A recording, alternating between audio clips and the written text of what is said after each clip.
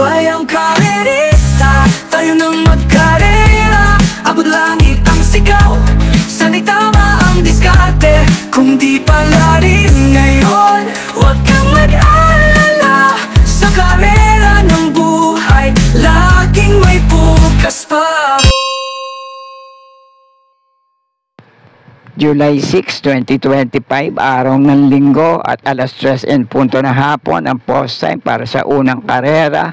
At dito sa race number 1 ang panimula na winner take all races 1 to 7, 1,400 meters ang distansya rito. May siyam na numero at siyam din na makalahok sa race na to.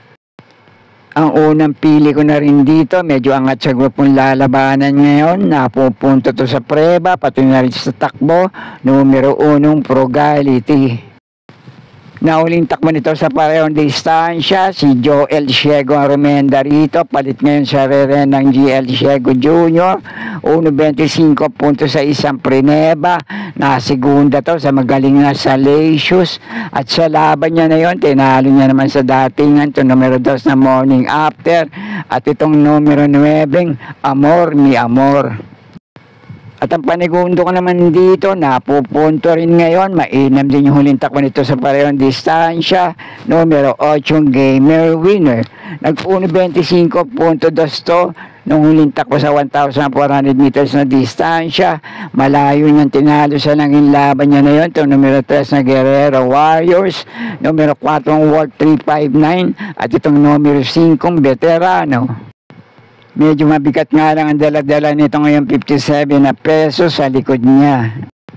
At sa palagay ko, pwede pa rin makapanilat dito ngayon itong numero 2 na Morning After, kahit tinalo na ito ni Frugality sa datingan, huling tako nila sa parehong distansya. Kapag nakabandera ito ngayon at napabayaan nila sa harapan, palagay ko pwede makanakaw ng karera. At pwede pa rin naman makapanilat dito kapag nakapanood ng boxing sa harapan, makakapagparimati sa likuan, numero 6 na Wild is the Wind. Pero yan ay magiging depende na lang sa magiging senaryo ng labanan dito. Pero muli, unang pili ko pa rin dito, lamang malamang, numero 1 Frugality. Panigundo ko naman itong numero 8 Gamer Winner. At kung kursunada nyo naman yung dalawang kalok na nabanggit ko rito, kaya napambala din magsama para sa mga diskarte nyo. Okay po, thank you. Panimula naman ang pick 6 dito sa race number 2, races 2 to 7, 1,400 meters ang distansya rito. Isang grupo para sa mga placers na may 7 numero, couple entry ang numero 6 dito. Sa race naman na to, ang pampremera ko, lamang malamang din sa grupo na to, numero 3 na Boss Pabale, nag-1.28.8 to, nung huling takbo sa parehong distansya. Si NC Leonardo naman na Rumenda rito, nasigunda to kay California King, at sa laban niya na yon, tinalo niya sa datingan to, numero 6 na Barayong. At ang panigundo ko naman dito, mainam din yung itinakbo nito sa 1,200 meters na distansya, numero 5 G-Scold, dumating ng pang-apat kay Taipan 1. At nung huling takbo naman ito sa 1,400 meters, medyo may katagalan na, 1.30, sarado ang preneba nito, nanalo to kay Labuhayang Bato, may 1.29.8 rin to, na minsang nanalo kila Tap Posey. At makakursunada nyo naman yung dalawang kalok dito, may tsamba naman kung mailalaban lang muli. Laging laban na numero 2 na Queensland, at maganda numero ngayon sa labas, numero 7 yung Lapping Tiger.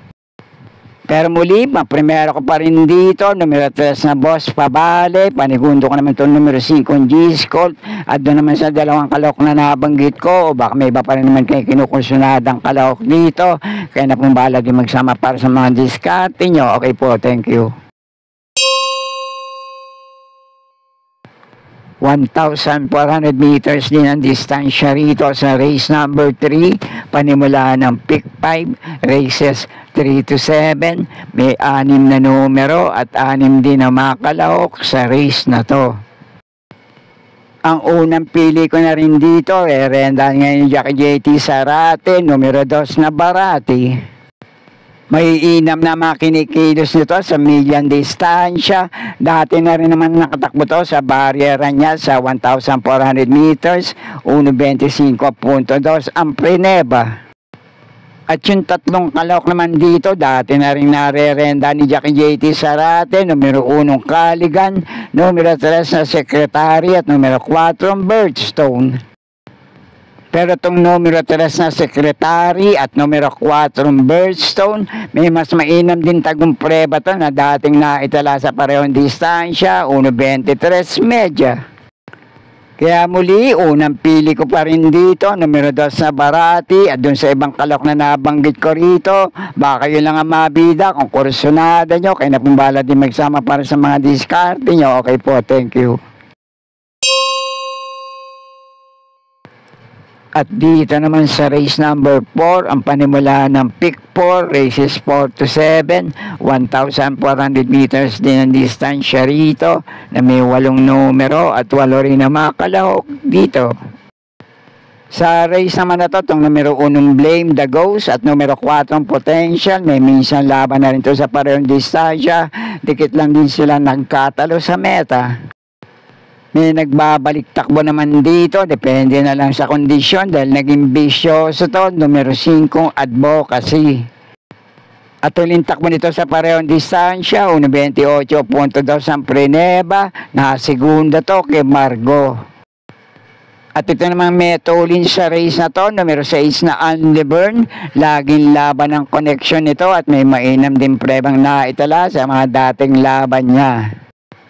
At yung natitirang ibang kalok naman dito, nakapagpapreba rin na 1.29 sarado sa parehong distansya sa mga dating laban nila. Depende na nga lang kung sino ang nalabanan. Pero ang pampremera ko rito ngayon, numero 4 ang Potential, panigundo ko naman itong numero 1 Blame the Ghost, panersera ko, numero 5 Advocacy, pwede pa rin naman kahit sinong kalahok dito, lalo na itong mauna manalo ngayon, laging laban ng koneksyon, numero 6 na Unleburn, kaya na pumbala para sa mga kinukursunadan yung kalahok sa race number 4. Okay po, thank you. At nasa race number 5 na tayo, 1,400 meters ang distansya rito na may 6 na numero at 6 din na mga kalahok sa race na to. Sa race naman na to, palagay ko isang magandang laban naman to para sa mga imported horses sa race na to. Numero 1 Extraordinary, numero 3 na Paddington at numero 6 na Accidental Hero.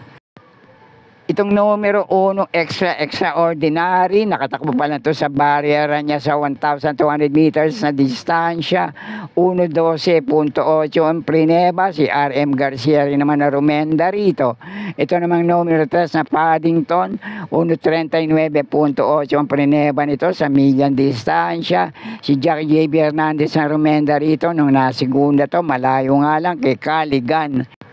Ito namang numero 6 na Accidental Hero, dalawang takbo nito ay sa median distansya. Yung isa dumating siyang pang-6 kay Sherbet Fountain, yung isa naman kay Sherbet Fountain din, dumating ng pang-5. Nung tumakbo naman to sa 1,400 meters na distansya, nanalo to sa prebang 1.25.4, tinalo nito ay sila Madam Mayhem, itong numero 5 Daily Burn at numero 4 Euroclidon. Pero ang pampremera ko na rin dito, numero 6 na Accidental Hero, pwede nyo pa rin panama sa pagpipilian pareho itong imported horse na to. Numero 3 na Paddington at numero 1 Extraordinary. Kaya na pong bala para sa mga diskarte nyo sa race na to. Okay po, thank you.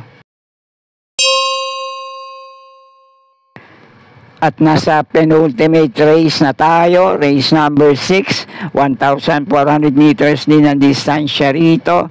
May 13 numero, couple entry, ang numero 1 at numero 6 dito. At dito naman sa race number 6, isang magandang laban to para sa ganitong klaseng grupo. Anybody's race to, lahat may chance ang manalo at makapanilat din dito. At pwede kayong magsama na mga kinukursunadan yung kalahok sa race na to, dehado man o liamado.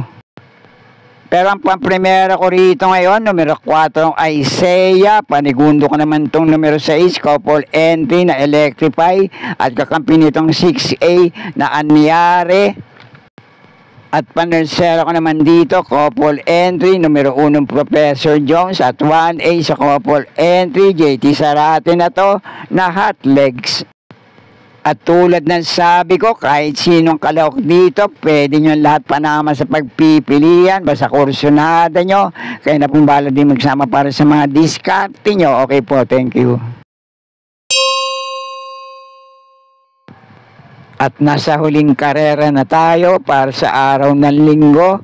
Race number 7, last race para Tingan, 1,400 meters na distansya rito na may 11 numero. Couple entry ang numero 3 sa race na to. At para naman sa last race para Tingan, ang pampremera ko rito, lamang malamang magmula sa preba hanggang sa mga takbo nito sa parehong distansya. Numero 6, mababa na sa grupong lalabanan ngayon na player Andre. At dahil para Tingan nga sa race na to, pwede nyong panama sa pagpipilian, couple entry, numero 3 na Karing Melody at 3A nakakampi nitong Dorian. Pero muli, ang pampremera ko pa rin dito, pwedeng Panolo sa nagtitipid. Numero 6 na player Andre. At kung gusto nyo naman ng pamproteksyon sa last race para Tingan, numero 3 na Karing Melody at kakampi nitong 3A sa couple entering Dorian. At kayo na pong bala para sa mga diskarte nyo sa race na to. At sana'y muli matapat sa tama yung mga pili at kursunada para sa araw ng linggo. Good luck po sa inyo lahat. Happy racing at maraming salamat po. Subscribe, like and share, Pinoy Carrera Sports at iba pa. And please click the notification bell icon for new video updates. Thank you.